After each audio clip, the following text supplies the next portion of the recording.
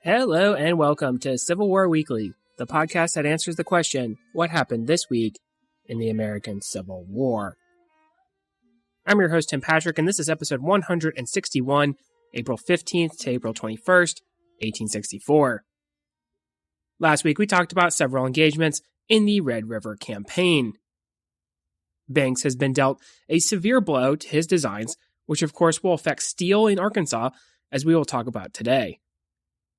Kirby Smith, despite maybe having the opportunity to destroy Banks for good, would turn his attention toward Camden and the elimination of steel. We also talked about the controversial Battle of Fort Pillow. We will get into another controversial engagement in the capture of Plymouth, North Carolina this week. We will also talk about what is happening in Arkansas now that Camden is captured, but the Union forces cannot press on. First, though, to the Tar Heel State. Of course, we do need to talk about some Patreon content, and then this month we did post an episode that is a picture slideshow. This one's going to be of the modern-day wilderness battlefield, and I know we are a little bit a ways from the wilderness, although it's actually quite around the corner, a little bit sooner than you might think, so that will be a good baseline for that episode to kind of pair. That'll be the first episode in May. We will talk about the Battle of the Wilderness that kicks off the Overland Campaign in Virginia, Grant against Lee. So that picture slideshow is posted. We do have some movie reviews, some memoir reviews as well. We talk about all of those things. And if any of that sounds like it would be interesting to you, the link is in the show description, and those proceeds do go toward the general upkeep of the show.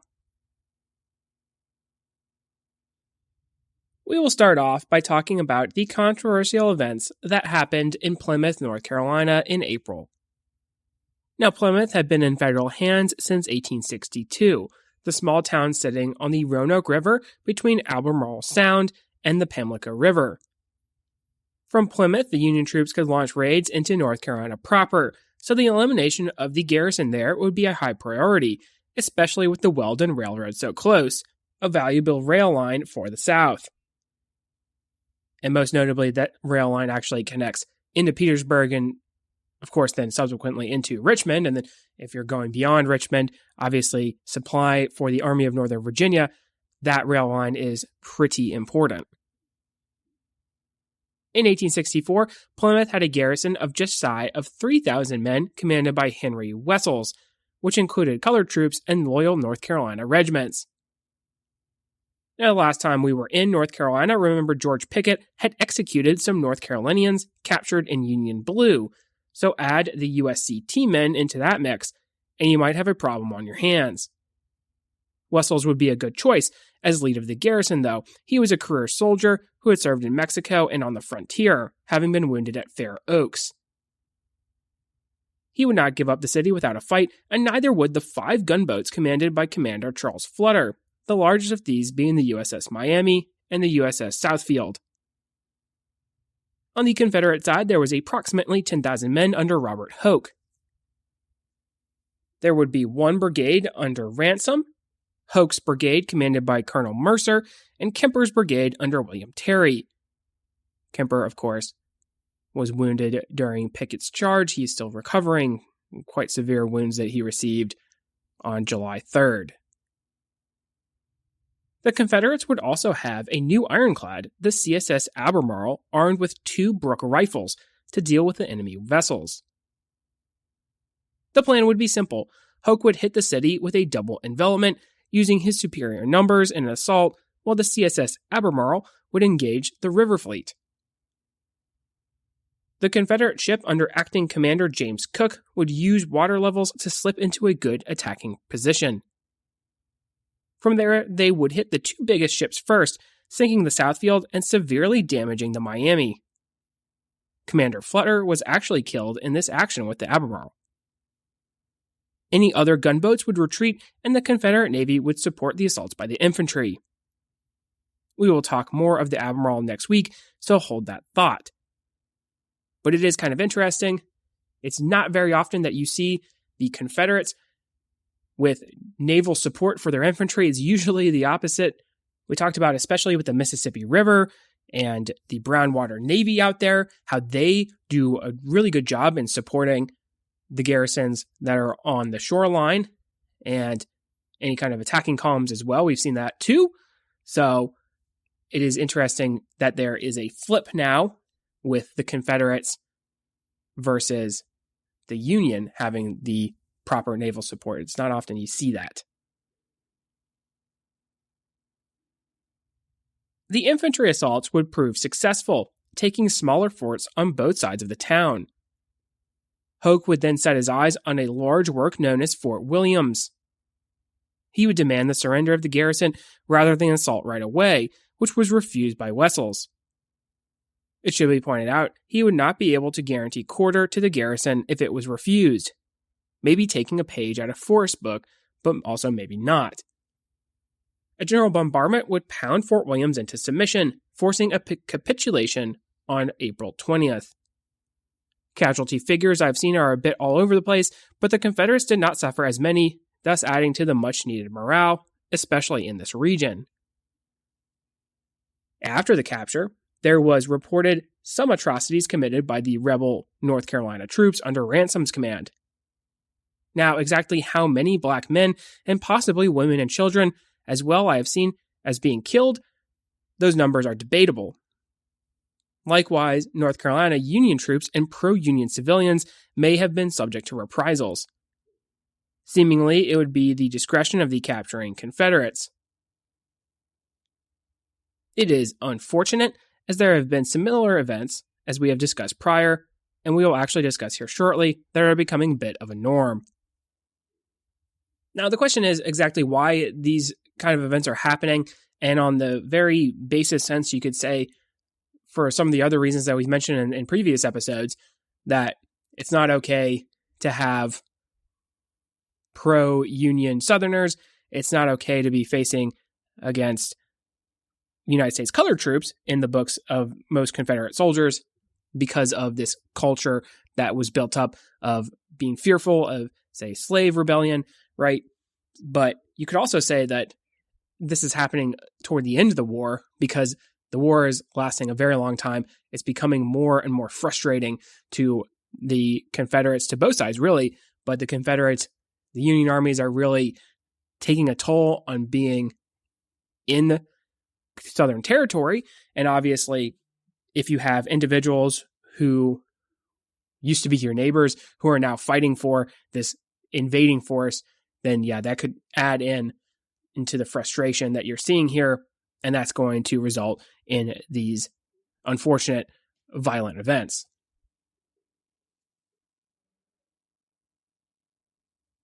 So when we last left off in the Camden expedition, Sterling Price had been duped by Frederick Steele's advancing column into thinking the objective of the campaign was Washington, Arkansas, as opposed to Camden itself. Camden, if you recall, would allow for the Union Army to be resupplied via water, something they desperately needed. Confederate forces, regular and irregular, were making things difficult, and the Fabian strategy Kirby Smith implemented would prove to be effective. Marmaduke's command, including Joe Shelby and his Iron Brigade, would set up defensively at a place called Poison Spring, which would be a good spot to try to slow down the advance. Unfortunately, though, much like Price's other plans for defense, there really was not going to be any stopping of the Federal forces. Shelby would block the road to Camden on April 15th and skirmish with the advance elements of the Federal Army, but eventually the weight of the troops present would break the defense. Marmaduke would realize that he was not in a position to stand up and fight at Camden, and so he withdrew. Steele would occupy and place his headquarters within the town that night, the objective accomplished. This would be the high water mark of the campaign, however, as the events we spoke about last week had unfolded in Louisiana. Of course, Steele was not privy to all the goings-on in Louisiana, but he knew that his position was not a good one. He still had supply issues for some 12,000 men now, and even in Camden, this was going to be a problem. he could not have known that Price was going to be given back his infantry, which had been taken from him for the purpose of driving away Banks. This would make the Confederates prone for offensive action and not have to stick to the Fabian strategy. No, having gained Camden, he now would have to give it up. There was a period of time where he would pause. Withdrawing too early would mean he could severely deplete the operations of Banks, who, to be fair, he had not heard from, highlighting the problems with communication. Now we know that Banks has been defeated in Louisiana, and Kirby Smith is now sending 3 infantry divisions to deal a defeat on Steele's army, which could be flushed out of Camden and then ambushed because of the lack of supply. Getting supplies from Pine Bluffs was proving to be a disaster, and the Confederates were doing their best to destroy whatever was remaining in the area. There was supposedly a cache of supplies at Poison Spring that could be gathered. James Williams and the 1st Kansas Colored Infantry would be tasked with guarding several hundred wagons as they made their way there. Unfortunately, they would not go unnoticed. John Marmaduke was keeping tabs on the column and would request support from Price, eager to hit the isolated Yankees. Price would give up Samuel Maxey's command for the purpose, who would actually outrank Marmaduke and take overall control of the operation. Having successfully gathered up supplies, the train would head back, hopefully linking up with additional reinforcements that would swell their ranks to over 1,000 men, protecting the key supplies. This they were able to do on the 18th, but Marmaduke and Maxey had not been idle. The Confederates had chosen the ground well, blocking the road back to Camden. Marmaduke had been given operational control, dispositioning the men well. His plan of attack was approved by Maxey, who would disagree with his fellow officer on who should be given the credit. Colonel Williams had thrown out the 1st Kansas in the lead, but was forced to refuse his line, Marmaduke's men in the front and Maxey's in the flank. Maxey's command was made up of Choctaws and Texans who had seen the 1st Kansas at Honey Springs. Williams and the Union troops would resolve to stand for a time, fending off 2 assaults, where the Confederates were allowed to get closer range before volleys turned them back. A 3rd attack would show the sheer weight the Confederates could bring to the field, and so the line would break in confusion. Likewise, an attempted stand by the 18th Iowa would come to nothing. The Yankees scattered in confusion. Confederates were concerned with gathering up the spoils of their victory, 175 wagons, and 4 pieces of artillery. Unfortunately, there was reported killing of Kansas troops as they were wounded or attempted to surrender. In some cases, there was reported scalping of the Union dead, also reported by the Union burial details. 301 Union casualties were reported to 117 Confederates, and much like Fort Pillow, a large percentage of the Kansas would be killed in action. Overall, though, Poison Spring was a major blow to the Union operations in the area. Much of the valuable captured supply was lost. Combine that with the lack of available supplies to arrive by river, and the stage was set for true reversal of fortune. Amazingly, even after Poison Springs, Steele was still willing to attempt a support of Banks, hopefully even getting his men to better supply areas in Louisiana. Banks, for his part, was still confident of a potential move at Shreveport despite his setbacks. 3 divisions, those of Walker, Parsons, and Churchill, were making their way north to meet him, however, and the cavalry was fanning out to continue their job of harassment. Securing the supplies was important, so he tasked a brigade from Frederick Salomon's command to guard a 200-wagon train on its way to Pine Bluff. Lieutenant Colonel Francis Drake, who had recently performed very well at Jenkins Ferry, would be given the task, leading combat veterans on the march. He would not be able to cover the entire train, which was joined by formerly enslaved individuals who had escaped, as well as civilians. Some of these individuals would prove to be useful, as they would be used in reconstructing sections of road that were washed away. Overall, the train made decent time in trying to get to Pine Bluff, but James Fagan and Joe Shelby had other ideas. They would set up at a place called Mark's Mill on April 25th. Shelby had pushed his command hard to get in front of the Union column, and in at least a kind of similar plan at Poison Spring, he would be the blocking force, allowing for Fagan to hit the train in the flank, which was surmised to be loosely defended. As long as neither detached force was overwhelmed, it would prove to be a good idea. Remember, too, that although the wagons were not loaded with supplies, there were limited amounts of them, and their destruction would prove to be a real victory for the rebels. It's also not only just wagons, but the ability to have whatever mules, horses, otherwise to pull these wagons, they would be also very, very important. During the march, there would be skirmishing, which would announce the presence of the rebels, but otherwise, at least early on, there would be limited contact. Interestingly, a column led by Colonel Clayton out of Pine Bluff, who had done good service early in the campaign, was ready to go, but would not receive word in time of the wagon train. As it was, members of the 7th Missouri out of that station had joined Drake's column and were trading skirmishing fire with Cabell's forces. They would be getting the better of the rebels, but Shelby and Dockery's brigades would join in on each flank and throw the weight in favor of the South. In fact, Drake would try in vain to shift forces to meet Dockery, giving inadequate attention to Shelby, whose charge would break the Confederate defense. The 43rd Indiana and 36th Iowa would be pushed back. The 77th Ohio, who was meant to fill in the gap and meet Shelby, would briefly counterattack, but with Shelby's troopers pressing in on them, they were forced to surrender. Drake himself had been wounded and captured. The 1st Iowa Cavalry, set to be furloughed, would hold a defense of a key bridge and hold off total destruction of the settlers and any survivors, making it back to Camden.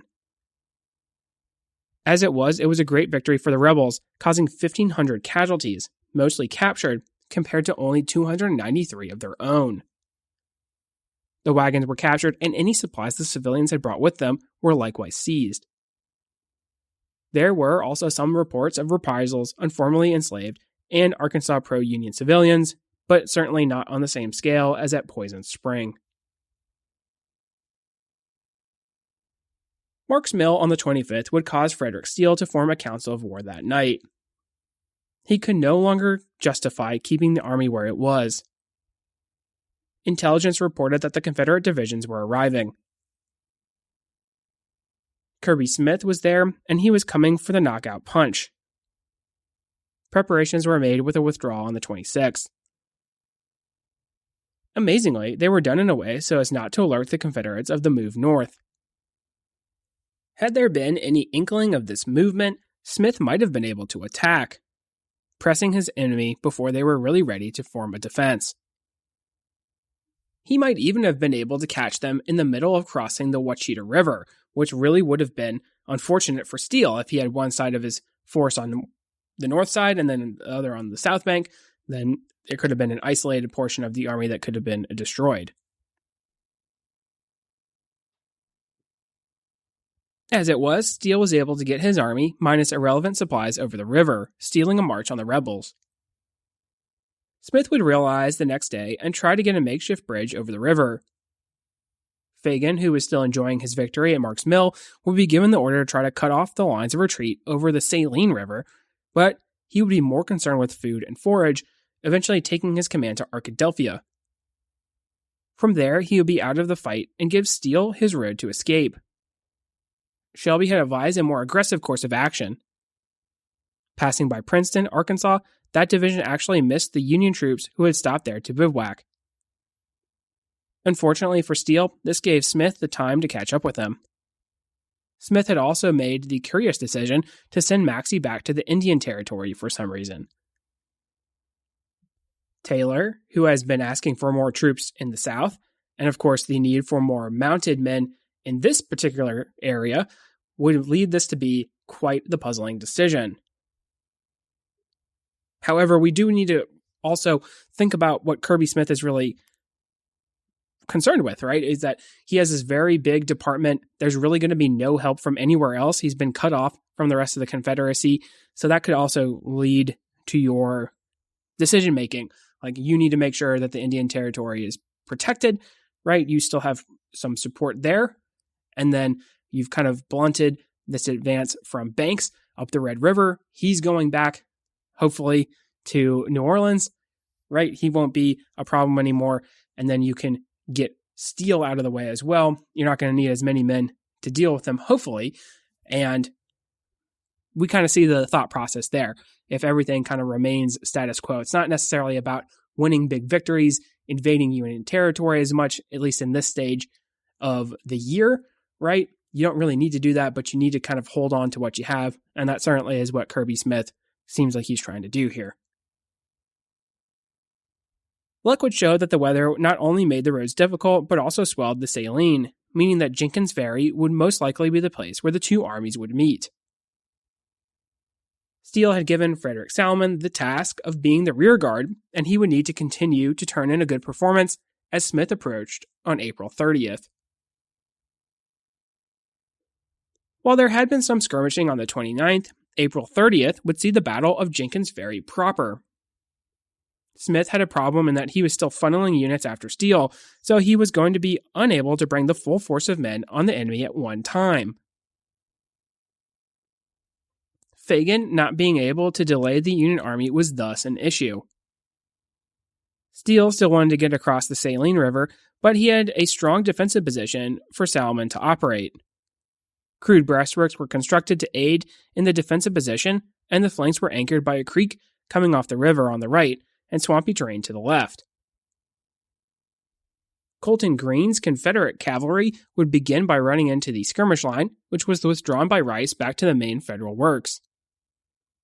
Thomas Churchill's Confederate division was thrown into the fight with very little coordination. They would take cover using the terrain at the heavy Union fire that they were receiving. Interestingly, they had seen some success on the Union left, which was supposed to be covered by swamp. As it was, though, a frontal assault would be no good.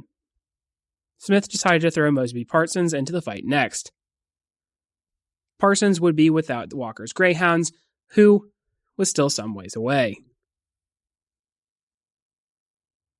Churchill was reporting that he could not hold on for long without support, and so it would be Parsons forming an attack column to try to break the Federals. Horatio Gates Perry Williams, who needs some recognition in the all-name team, would command a section of Arkansas Dismounted Cavalry, moving around the flanks. Previously, the 33rd Iowa and the 12th Kansas had repulsed this attempt, but found themselves thrown off. No support from the Confederates would be their undoing, as Thayer's division would provide additional troops. Indeed, Engelman's brigade of Salmon's division would also show timely counterattacks, especially by the 27th Wisconsin under Conrad Krez. The 2nd Kansas Colored Troops under Samuel Crawford would be eager to get into the action too. Their commander would speak to Rice, who would ask if they were capable of being thrown into the action rather dismissively. Crawford would respond that his regiment would go anywhere a live regiment could go, a sufficient answer for Rice, who would soon be seriously wounded, who would add them to the Union line. The Kansas would not only repulse a Confederate attack, but then counterattack, capturing Confederate artillery. Reportedly, they would not take prisoners in this effort, which was a response to Poison Springs. Flanking attempts by Williams on the right and Burns' Missouri Brigade on the left would come to naught as a result of the strong Federal position, but Walker's men were arriving to the battlefield. Smith could feel that he was losing his opportunity, but in reality it was probably already lost, having 2 assaults come to nothing but casualties. We see even that the brigades are advancing piecemeal, and when you have a very smaller numerical advantage, if you are using up your brigades in this costly fashion, then it really tips the balances fairly quickly. And in this engagement, they tried hanging on, finding some kind of cover before the Union lines, right? And then they tried bringing up artillery, and obviously the attacks are repulsed. They're not able to gain any more ground. We see a well-timed counterattack by the 2nd Kansas that takes the artillery out of the equation, so you can't have that close artillery support. So if you are Kirby Smith and the Confederates, you are certainly running out of options. Once on the field, Walker would come up with a plan to advance Wall's brigade up the road using Scurry and Randall as flanking brigades, trying to drive home the advantage that could be had on the flank and cut off the Federals from the ferry. Walker, though, mistimed the attack, and the lane used to get his flanking brigades into position actually did not flank the Federals, meaning he would have to just support Wall the best that he could. This attack, like the others, would be ineffectual, as Randall and Scurry both would be mortally wounded during the attack, and Wall seriously so. Walker would call off the assault, with the Battle of Jenkins Ferry effectively over. Steele and Salomon were able to get across the river without incident, other than small skirmishing. Over 1,000 Confederates had become casualties compared to some 700 Federals, and what can be chalked up as a serious missed opportunity for Kirby Smith and the Confederates. With that, the Camden expedition would be essentially over. Steele would drive hard and eventually make Little Rock by May 3rd. Confederate pursuit would be non-existent. They had marched hard to get there, fought a battle, and now road conditions and supplies were still a problem. Smith needed to look to the large amount of wounded he had now and their care, the region not being conducive for that. But what conclusions can we draw from this campaign? Well, without Steele, it is much more likely that Banks is destroyed. As it was for Steele, it was a close-run thing. Many of the men in Banks's command would be used elsewhere in the Federal war effort, the Red River becoming not the objective, so removing them from circulation would have been big, but not necessarily a momentum change. So there's actually a lot of these same troops that are going to start popping up actually in the Eastern Theater, and they're going to be used there. So we actually see that if they are captured, obviously become casualties or captured, then maybe that doesn't happen. And we're going to see very quickly during the Overland Campaign and after the Overland Campaign, even though the Confederates are losing numbers they can ill afford to replace, the Union Army too is going to be without a lot of veterans. They're going to need to somehow restock their ranks. And if you have these veteran troops that are able to show up, then you don't have to rely as much as conscripts and rookie soldiers, and especially as the war is going to get into its later days. Overall, though, you kind of get the idea when you compare these two campaigns side by side that are sort of connected, the Camden expedition and the Red River, of course. You get the idea that Frederick Steele does a good job and Banks not so much, right? So that's kind of like the overall theme that you see here. And a lot of that could be just the way in which history is written. Banks is not necessarily a friend of Grant nor of Sherman, but Frederick Steele certainly is. So sometimes you have to take some of these things at what they are, face value. However, the great thing about it is that you can also draw your own conclusion. And at least from this outline that I've given you, hopefully you would come to your own ideas. However, Frederick Steele is dealt a pretty rough hand. He's given a really tough task, and he's not going to be able to communicate with the individual who's supposed to be his superior. So he really does the best under the circumstances. He makes sure that his army is not destroyed. That's not a huge morale boost for the Confederate war effort in this region. And, even though there's not really a whole lot to show for it, he at least is going to get out with his name pretty well intact. And again, part of that could be because he's pretty close to Sherman, who's recommending him from the jump. But hopefully, once again, you'll be able to come to your own conclusion.